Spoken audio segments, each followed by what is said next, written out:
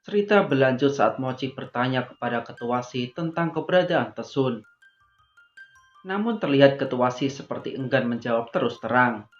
Mochi lantas bertanya kenapa Ciuk bisa berada di situ. Spontan pertanyaan itu membuat Ketua Si gugup. Menyadari hal itu, Chan segera mengambil alih pembicaraan. Ia berkata bagaimana bisa Ketua Sekte Iblis Parsi bisa berteman dengan Ketua Emei. Ia juga berkata bahwa Ciuk sendiri yang memutuskan untuk berada di situ. Spontan hal itu dibantah oleh Ciuk. Ia berkata bagaimana bisa sekte pengemis dan sekte Emei saling bermusuhan. Padahal dulunya pendiri sekte Emei yaitu Kwok-sung adalah putri dari ketua sekte pengemis yaitu Nyonya Wong. Mereka lantas menyudutkan Mochi seolah-olah dirinya telah membawa paksa Ciuk. Hal itu pun dimanfaatkan oleh salah satu petinggi sekte untuk menyerang Mochi.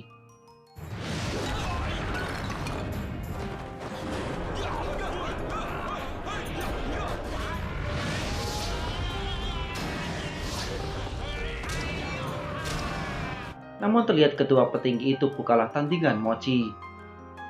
Chan yang melihat hal itu langsung menyuruh anggota lainnya membuat formasi pasukan pemukul anjing. Dengan suara tongkat yang menggema, Mochi benar-benar dibuat tak bisa fokus. Ciuk sendiri merasakan betapa nyaringnya bunyi itu. Melihat Mochi sudah terjebak dalam gelombang itu, mereka lantas mencoba menyerang Mochi. Awalnya dirinya masih bisa mengimbangi, namun sesaat satu persatu bagian tubuhnya dijepit oleh tongkat pasukan pengemis. Chan lantas tertawa sinis saat melihat Mochi tersudutkan. Tapi dengan santainya, ketua parsi itu berkata bahwa jurus pemukul anjing hanya untuk anjing, bukan untuk dirinya yang seorang kesatria tangguh. Seketika tongkat dari bambu itu pun hancur tak tersisa. Chan yang sudah jengkel kemudian menyuruh anggotanya menutup semua jendela dan juga pintu. Kemudian mereka melakukan serangan lagi kepada Mochi. Di sini sekali lagi kita akan melihat kehebatan jurus perputaran waktu milik Mochi. Dengan sekali serang, ia membuat anggota pengemis saling serang satu sama lain.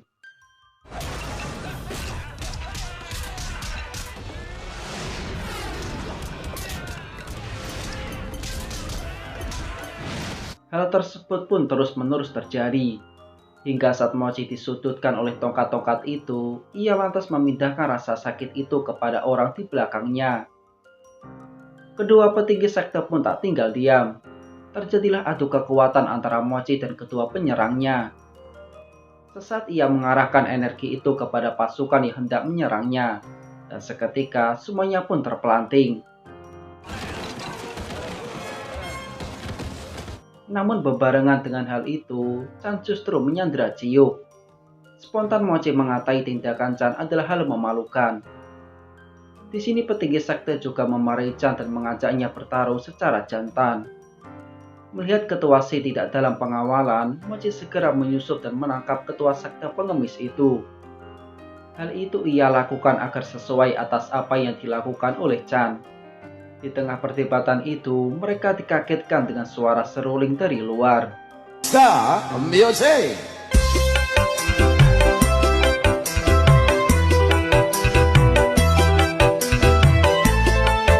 Sesaat muncul seorang wanita berbaju kuning dengan pengawalan wanita lainnya. Semuanya pun memberikan jalan kepada wanita itu. Kedua petinggi sekte itu sendiri kaget saat melihat tongkat pemukul anjing berada di tangan salah satu wanita. Chan akhirnya melunak dan mengajak Mochi membebaskan sandranya masing-masing. Saat Mochi mendekati Ciuk, Chan segera maju dan bertanya kenapa tongkat pemukul anjing berada di tangan wanita itu. Sebelum menjawab, wanita berbaju kuning itu bertanya di mana Xingquan. Chan lantas menjawab bahwa Xingquan adalah guru Tesun. Otomatis ia harus bertanya kepada Mochi. Wanita itu juga mengejek ketua Si yang tak kuat menahan serangan kecil Mochi. Padahal dirinya adalah ketua sekte pengemis. Ia juga berkata datang ke sini karena tongkat pemukul anjing. Saat ketua Si ditanya di mana tongkat pemukul anjing miliknya, ia lantas menjawab bahwa tongkat itu tak selalu ia bawa. Dan mungkin yang dibawa wanita itu adalah palsu. Gadis berbaju pink itu lantas maju dan menunjukkan keaslian tongkat yang ia bawa. Sesaat wanita berbaju kuning itu menyuruh Mochi mengeluarkan Chan dan membongkar penyamarannya. Mochi yang sadar hal itu seketika menarik ketuasi. Sedangkan Chan dan Chingsu perlahan mulai kabur. Tiba-tiba saja gadis itu memukul orang yang tengah mengaku sebagai ayahnya. Kemarahan mereka semua semakin menjadi saat melihat ketua si KW itu ternyata adalah botak. Di tengah ketakutannya, ia lantas mengaku menyamar sebagai ketua si karena dipaksa oleh Chan. Di situ mereka baru sadar ternyata Chan sudah kabur duluan. Salah satu petinggi lantas berterima kasih atas pembongkaran jati diri itu. Saat ditanya nama aslinya, wanita itu hanya menjawab bahwa ia selama ini hidup dalam kesendirian dan jarang muncul di dunia kungfu. Saat salah satu petinggi sekte melihat wajah gadis itu, ia tersadar bahwa gadis di depannya adalah Hongse, anak ketua Si. Mereka lantas diberitahu bahwa ketua Si telah meninggal di tangan Xingquan. Hongse lantas menceritakan bahwa ayahnya selama ini menyendiri untuk mengobati luka akibat berlatih jurus pukulan naga. Namun suatu hari, ia mengajak istri dan anaknya kabur untuk menghindari serangan Xingquan dan juga Chan. Karena tak ada pilihan, ia lantas menyuruh istri dan anaknya untuk duluan. Di situ mereka berdua bertemu wanita berbaju kuning yang belakangan bernama Nyonya Yung. Istri ketua Si menitipkan tongkat pemukul anjing dan Hongse kepada Nyonya Yung. Mendengar cerita itu, mereka bersumpah akan menuntut balas kepada Xingquan atas kematian ketua Si. Merasa dalam bahaya, ketua Si KW itu akhirnya membuka jati diri aslinya. Ia mengaku bernama Laongo, ketua kelompok Hi. Suatu hari saat ia pergi ke kota, rombongannya diserang Xingquan dan juga Chan. Sesaat mereka berdua merasa senang melihat wajah dirinya yang mirip dengan ketua Si. Segera saja Chan mempermak dirinya menjadi seperti ketua Si. Dengan hal itu, sekte pengemis bisa Chan dan Xingquan kuasai. Ia terus memohon untuk dibebaskan karena cicilan pinjolnya masih banyak. Setelahnya, Nyonya Yung menitipkan Hongse di situ dan dirinya pun pamit pergi. Sementara Chingsu dan Chan saling meratapi nasibnya. Karena kesal, Chingsu memutuskan kontrak dengan Chan dan pergi meninggalkannya. Sekte pengemis sendiri meminta maaf kepada Mochi atas kesalahpahaman tadi. Mereka berkata bahwa Tesun telah kabur dari tempat mereka. Setelah dipertemukan dengan Holam yang disandra, Mochi lantas pamit untuk mencari Tesun. Sesampainya di penginapan, Ciuk lantas mengajak Mochi keluar untuk mencari angin. Tanpa disadari, rupanya di luar sudah ada Chiome. Meski sakit hati, ia tak bisa berbuat banyak saat melihat pria yang ia cintai pergi dengan wanita lain. Terlihat Mochi mengajak Ciuk ke Bukit Teletubbies. Di situ Mochi meminta maaf kepada Ciuk karena ia telah menemui Chiome. Seperti cewek pada umumnya, Ciuk yang mendengar hal itu seketika bad mood. Mochi sendiri beralasan tidak bisa membunuh Chiome karena ia tak punya bukti. Tapi hal itu segera dibantah oleh Ciuk. Ia menduga Chiome adalah wanita licik dan mampu menutupi kebusukannya. Semenjak bertunangan dengan Mochi, Ciuk selalu bersikap manja di depan tunangannya itu. Dan hal tersebut pun diketahui oleh Chiome dari kejauhan. Mengetahui Ciuk mendapatkan cincinnya kembali berkat bantuan Chingsu, Mochi lantas memuji kebucinan Chingsu yang rela mengkhianati sektenya demi seorang perempuan. Ciuk yang tadinya udah senang bisa manja sama Mochi seketika bad mood lagi. Cewek ya gini, cowok ngomong apa aja dianggap salah. Dahlah. Lagi-lagi Ciuk juga teringat akan sumpah mengerikannya kepada gurunya tentang anaknya yang akan menjadi budak dan pelacur jika sampai ia menikah dengan Mochi. Ia juga khawatir jika suatu saat nanti Mochi meninggalkannya dan lebih memilih bersama Chiome. Mochi lantas meyakinkan Ciuk dengan menyuruhnya percaya pada suaminya. Spontan Ciuk pun tersipu malu dengan rayuan Mochi. Tak sampai di situ, Mochi juga memberikan ciuman kepada calon istrinya tersebut. Dahlah. Chiome yang melihat hal itu dari kejauhan merasa cemburu dan memutuskan untuk pergi. Ciuk yang tahu hal tersebut marah kepada Mochi. Ia menduga Mochi memberitahu kencan mereka. Dan lagi-lagi Ciu pun menangis dan bad mood lagi. Dahlah, takdirnya cowok tuh salah mulu. Mochi lantas mengarahkan tangan Ciu ke bekas luka akibat pedang langit yang diberikan Ciu dulu. Ia lantas menggombali Ciu dengan berkata bekas lukanya bisa menjadi saksi cintanya. Atah-atah. Seketika Ciu pun kelepek-kelepek. Sementara Ciume meratapi kekalahannya melawan Ciuk soal memenangkan hati Mochi. Ia menduga Ciuk tengah merencanakan rencana jahat kepadanya. Singkat cerita, kedatangan rombongan Mochi ke pusat kota pun diketahui oleh Ciume. Dan inilah waktu yang tepat bagi Ciume membalaskan dendamnya kepada Ciuk. Segera Ciuk mengajak Mochi melihat pementasan boneka. Namun rupanya, narasi yang disajikan oleh pemain seperti menyindir Ciuk. Dan itulah strategi Ciume untuk membalas kepada Ciuk. Merasa kesal, Ciuk segera mengajak Mochi pergi. Tapi tak sengaja Mochi bertemu anggotanya Pang. Segera saja rombongan Mochi diajak ke penginapan. Malamnya, masyarakat di situ tengah memuji keberanian sekte Parsi dalam melakukan perlawanan kepada pemerintah. Sesaat Mochi memutuskan untuk singgah ke warung yang dulu ia datangi bersama Ciume.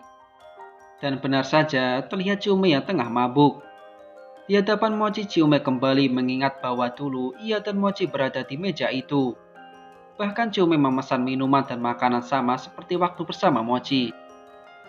Dan tanpa disadari, pertemuan itu pun diketahui oleh Ciuk. Set dah, udah kayak film layangan putus nih, film kungfu.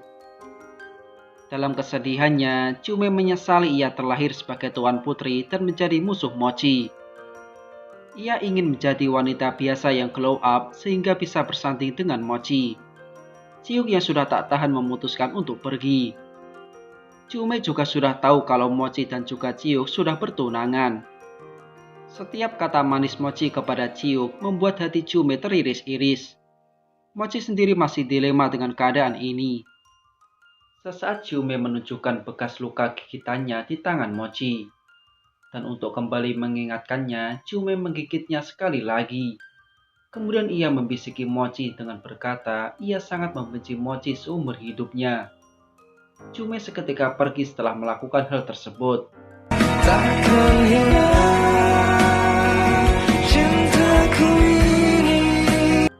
Oh, inilah cinta. Penderitaannya tiada akhir. Ciuk sendiri melampiaskan amarahnya dengan memecahkan semua kunci di penginapan itu. Tanpa ia memikirkan bagaimana Mochi mengganti semua itu. Padahal gajinya sebagai ketua sekte sama seperti guru honorer. Ciuk kembali melampiaskan amarahnya dengan pergi keluar saat hujan turun. Mochi yang kembali ke penginapan segera diberitahu kepergian Ciuk oleh Honlam. Segera ia mencarinya keluar. Namun hal itu tak membuahkan hasil. Di tempat lain, rombongan petinggi Parsi tak sengaja berpapasan dengan rombongan Ciume. Namun mereka tak mau mengikutinya karena ingin menemui Mochi. Paginya, terlihat Mochi benar-benar dilema atas kejadian yang ia alami. Hilangnya Tesun, bad moodnya Ciuk, serta patah hatinya Ciume. Namun sesaat ia dikejutkan dengan kedatangan petinggi sektenya. Mereka lantas disambut oleh Mochi. Di situ Yung memberitahu bahwa pasukan Jenderal Hon yang merupakan petinggi Parsi telah memenangkan pertempuran di beberapa wilayah. Merasa senang akan kabar itu, Mochi segera mengajak anggotanya untuk mengunjungi mereka. Di situ Mochi disambut meriah oleh Jenderal Hon dan para pasukannya.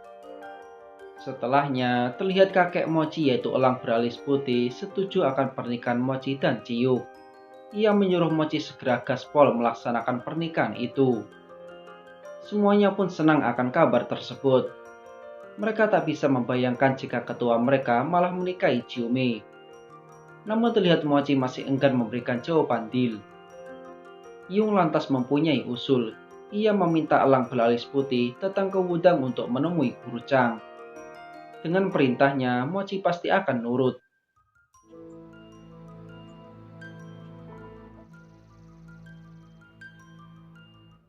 Setibanya di sana, elang beralis putih disambut oleh Cungkai. Setelah bertemu Guru Chang, Cungkai lantas menemui Mochi dan memberitahu perintah Guru Chang. Ketika guru besar sudah memberikan perintah, Mochi hanya bisa nurut. Di situ Elang Beralis Putih memberikan saran kepada Mochi untuk datang ke Amei sembari meminta maaf kepada Ciuk. Sementara di Amei terlihat Ciuk tengah melampiaskan kemarahannya dengan berlatih. Terlihat kemampuan kungfu Ciuk meningkat pesat. Dari manakah sumbernya? Entahlah, hanya Mamang Galon yang tahu.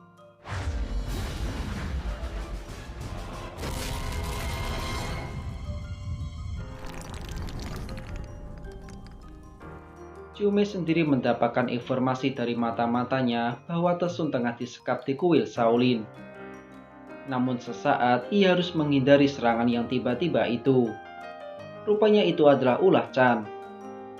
Di tempat terpisah, terlihat Fan Yu menemui Mochi. Sejujurnya Fan Yu lebih suka jika ketuanya bersanding dengan Ciume. Karena pernah menjadi pengawalnya, Fan Yu tahu betul Ciume sebenarnya adalah wanita yang baik. Namun keadaan membuat Mochi dan Ciume tak bisa bersatu. Akhirnya Mochi beserta rombongan datang ke Emei. Awalnya kedatangan mereka ditolak. Tapi setelah Mochi berpesan yang datang bukan ketua Parsi, melainkan Mochi sendiri. Ciuk pun akhirnya mengizinkannya. Segera ia menyuruh semua anggota untuk keluar, termasuk Man Quan. Udah tua, jomblo, kepentok tiang lagi. Di situ Mochi berjanji bahwa kemarin adalah pertemuan terakhirnya dengan Ciume. Jika ia bertemu Ciume lagi, dirinya siap diserang oleh Ciuk. Mendengar hal tersebut, lagi-lagi Ciuk pun mewek lagi.